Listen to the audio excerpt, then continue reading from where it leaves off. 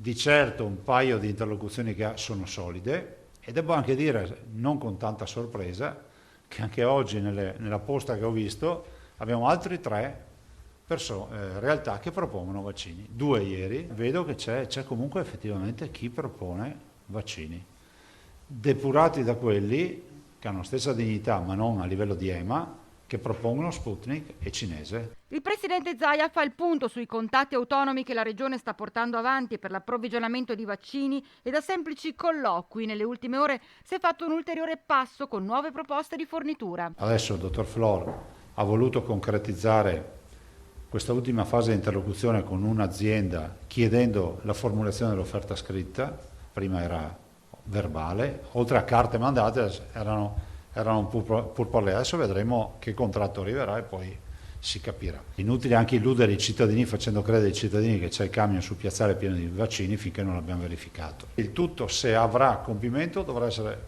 fatto nell'ossessivo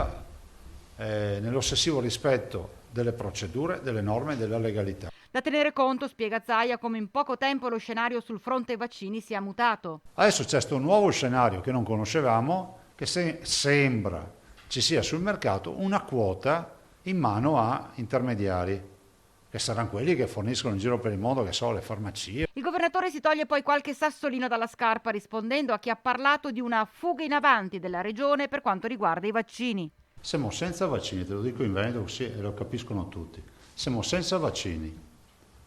Abbiamo le persone, i cittadini veneti disperati, quelli che vogliono vaccinarsi, che ci telefonano perché vogliono essere vaccinati. Questa è la situazione. E c'è qualcuno che dice che è una fuga in avanti. Guarda, io non ho parole. Non va mai bene niente. Cari veneti, c'è qualcuno tra i veneti che dice che abbiamo la colpa di esserci preoccupati di andare a trovare i vaccini per i veneti.